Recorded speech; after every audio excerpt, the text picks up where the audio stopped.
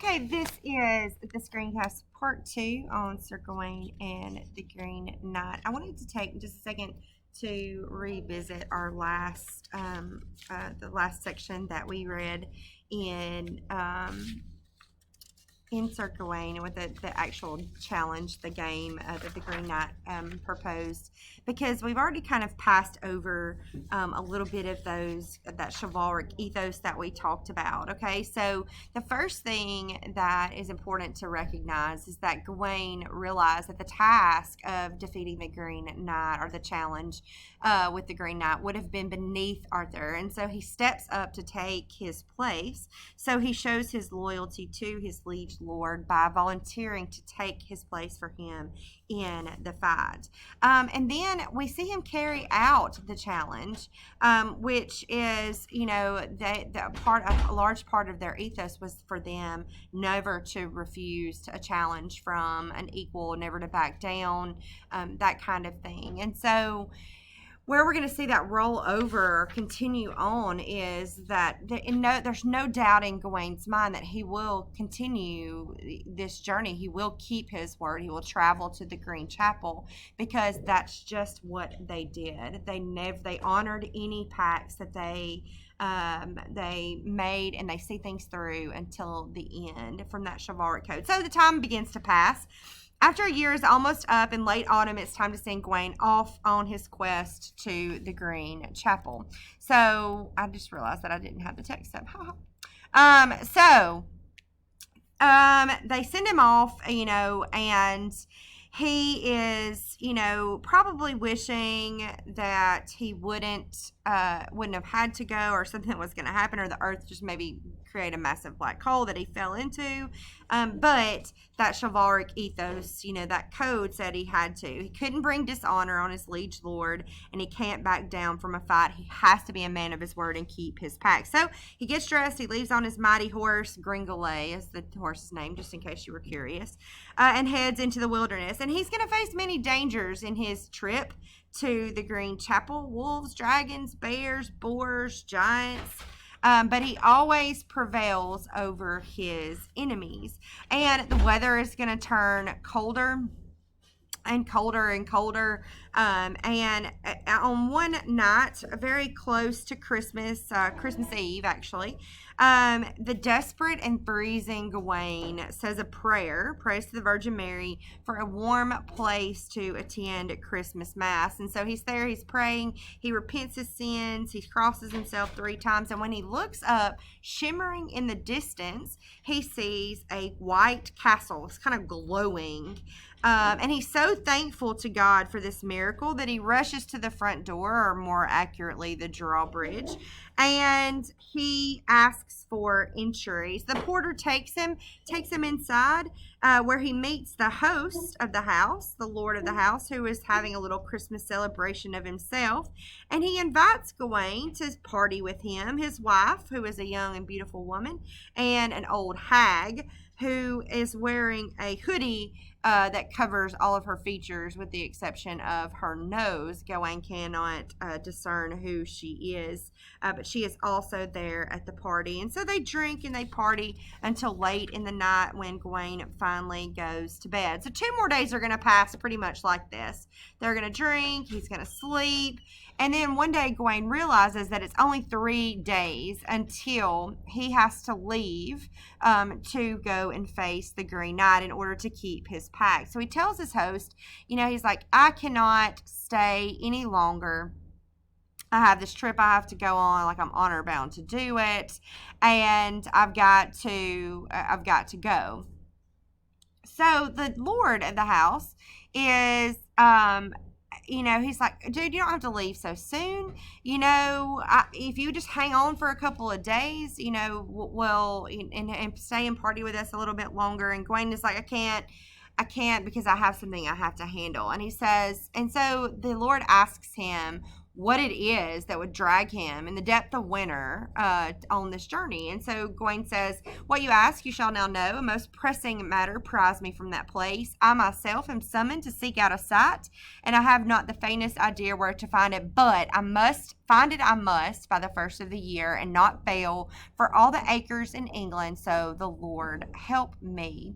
Consequently, this inquiry I came to ask of you, that you tell me in truth if you have heard the tale of a green chapel and the ground where it stands, or the guardian of those grounds who is colored green. For I am bound by a bond agreed by us both to link up with him there, should I live that long. As dawn on New Year's Day draws near, if God sees fit, I shall face that freak more happily than I would the most wondrous wealth. With your blessing, therefore, I must follow my feet." And so the Lord starts laughing, and he's like, "Dude, I know exactly where this place is. Stay with us a couple more days, and when the time is right, when it's time for us to go, I'll even send you with a guide to help you find your way." And so Gawain is like, "Really? This is such a great, what a coincidence, right?" And so he's giddy with gladness. He swears his loyalty, and he promises to do anything in return that he is asked. Okay? He says, "For this more than anything, I thank you thoroughly and shall work to do well at whatever you wish, until that time attending every task." And so the host says, "You've sworn to serve me, whatever I instruct, right? Are you going to hold to that oath here and now?" And Gawain says, "You can trust me. You can trust my tongue. For within these walls, I am servant to your will." Well, how convenient, because I want to play a little game.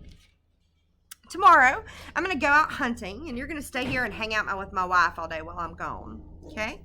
And here's the game. Whatever I win in the woods will be yours. And what you gain while I'm gone, you will give to me. Young sir, let's swap and strike a bond. Let a bargain be a bargain, for better or for worse. And Gawain said, "Well, that sounds silly. Of course I'll play this game. It doesn't sound dangerous whatsoever."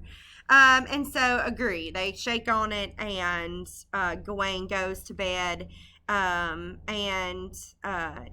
to play this game. Medieval people play the weirdest games, apparently. So early the next morning, the host of the house goes out, and Gawain, they're spending the whole day. They're hunting deer and killing a bunch of deer. And meanwhile, back at the castle, Gawain is sleeping in this bed. He's sleeping in the sheets when he hears the door of his room softly opening. And I feel like, as I'm writing these notes, like I'm writing the beginning lines of a trashy romance novel. So he peeps Lady Host, the beautiful young wife of Lord Host, coming towards the bed under the curtain that surrounded the bed. And he's like, should I wake up and let her know that I'm awake, or should I just lay here and hear, and see what she does? And so she comes and sits down by the side of the bed where she waits on him to wake up. So he's curious, obviously, like why she's in there or whatever's happening. And so he wakes up and he kind of like peeks his head out, and he's like, well, what's up? Kind of thing. So let me give you the abridged version of their conversation. She says, "How heavy you sleep. I could have come in here and tied you to the bed. Ha ha ha." Well, he says, "Ha ha ha. You're funny, madam. Let me get up and slip on some clothes and we can have a proper chit chat." And she says, "Not so fast. Why don't we just hang out here? My husband and his friends are gone all day, and my maids and servants are busy too, and it's just us. Oh, and I locked the door so you can't escape. Tee hee." She says, "You're free to have my all. Do with me what you will." I think she drops the gauntlet there. So they're going to banter back and forth at each other for a little bit. And the lady is like really admiring Gawain. And Gawain is, because he is a noble knight and because he's sworn to that code, he can't be rude to her. And obviously there's some manifold attractions because she is very beautiful. But he is obviously graciously and courteously refusing her advances. And then she drops a bomb on him. She's like, "I should have married you instead." And Gawain kind of awkwardly laughs, probably blushing at that point, and he's like, "Oh, I think your husband's the better man, haha, whatever." So the lady gets up to leave,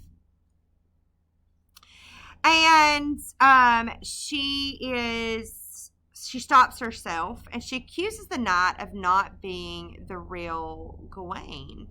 And I'm sorry, I'm talking and trying to find this at the same place that I'm at the same time I'm talking. My multitasking skills are not working very well currently. Here we go. Princess. My brain. Well, it's okay because we're not pulling textual evidence from that. I'm just kind of summarizing for you so you can get on the same page. So the lady gets up to leave, and she accuses the knight of not being the real Gawain. Gawain is nervous at this point that some fault in his manners had failed him, and is worried that he's been rude or disrespectful in some way because he's really worried about that code. He asks why not, and she responds that the real Gawain would never let a lady leave his chamber without taking a kiss.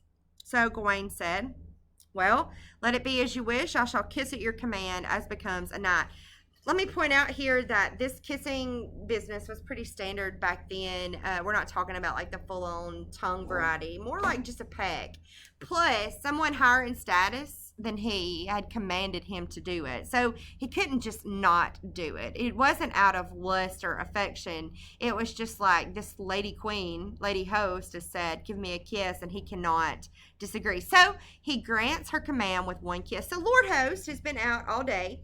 He comes home, and he's got this giant pile of deer meat, which he gives to Gawain in return for what Gawain has won during his day at the castle. So Gawain kisses the Lord again, think friendly kiss, to keep his end of the bargain. The Lord Host asks him where he had won it, but Gawain cunningly replies that they hadn't agreed to tell where or how they won their prizes. So day 2 is like Groundhog Day, right? Ladies really trying to seduce him harder. Gawain, being the honorable man he is, shows restraint.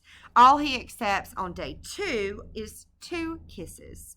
At the end of the day, Lord Host returns with a boar's head on a stick for Gawain, and Gawain gives him the 2 kisses. So day 3, Groundhog Day part 2. Right? The lady is really throwing all she's got at him to sway him.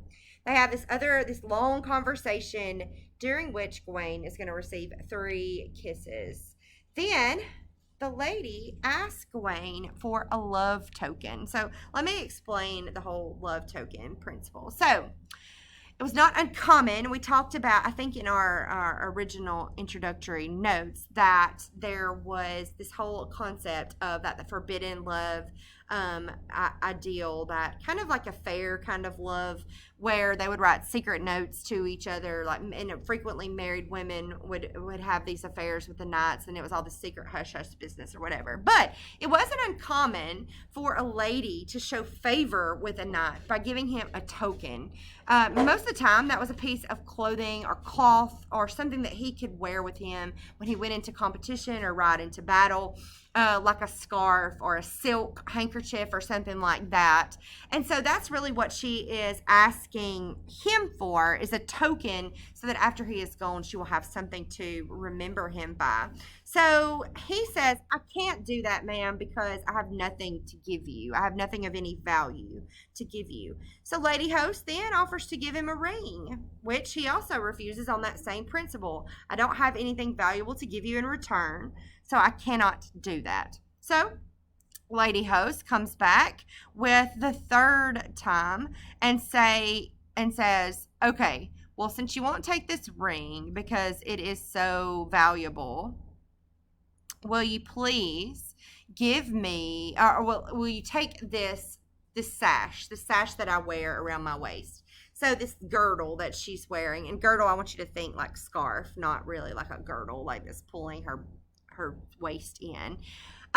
She says, "You refuse my ring because you did find it too fine and don't be care to be deeply indebted to me. So I give you my girdle, a lesser thing to gain." So from around her body, she unbuckles this belt and this green silk girdle, and she beseeches Gawain to receive it. And we're gonna stop right there for just a second, and I'll pick back up with one last screencast on Gawain and the Green Knight.